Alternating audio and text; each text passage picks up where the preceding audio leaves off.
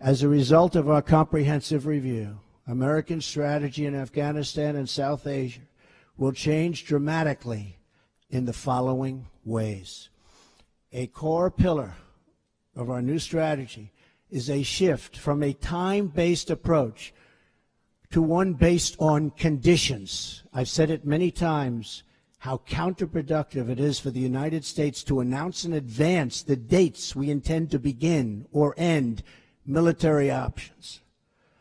We will not talk about numbers of troops or our plans for further military activities. Conditions on the ground, not arbitrary timetables, will guide our strategy from now on. America's enemies must never know our plans or believe they can wait us out. I will not say when we are going to attack, but attack we will. Another fundamental pillar of our new strategy is the integration of all instruments of American power, diplomatic, economic, and military, toward a successful outcome. Someday, after an effective military effort, perhaps it will be possible to have a political settlement that includes elements of the Taliban in Afghanistan. But nobody knows if or when that will ever happen. America will continue its support for the Afghan government and the Afghan military as they confront the Taliban in the field. Ultimately, it is up to the people of Afghanistan to take ownership of their future, to govern their society, and to achieve an everlasting peace. We are a partner and a friend, but we will not dictate to the Afghan people how to live or how to govern their own complex society. We are not nation building again. We are killing terrorists. The next pillar of our new strategy is to change the approach and how to deal with Pakistan. We can no longer be silent about Pakistan's safe havens for terrorist organizations, the Taliban, and other groups that pose a threat to the region and beyond. Pakistan has much to gain from partnering with our effort in Afghanistan. It has much to lose by continuing to harbor criminals and terrorists. In the past, Pakistan has been a valued partner. Our militaries have worked together against common enemies. The Pakistani people have suffered greatly from terrorism and extremism. We recognize those contributions and those sacrifices.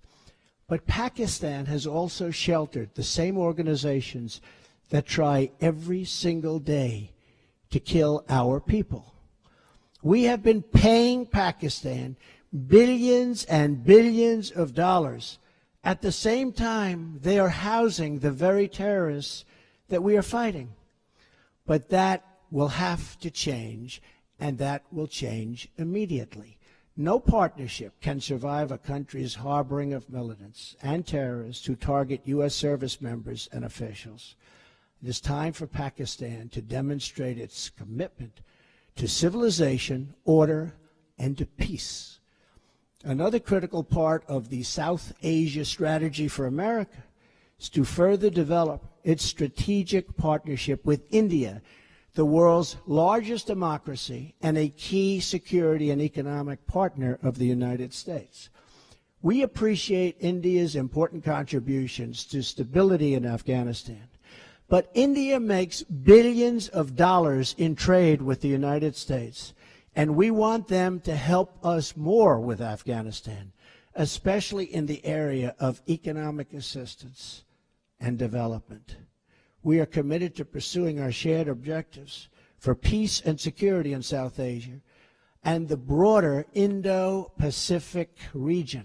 Finally, my administration will ensure that you, the brave defenders of the American people, will have the necessary tools and rules of engagement to make this strategy work and work effectively and work quickly.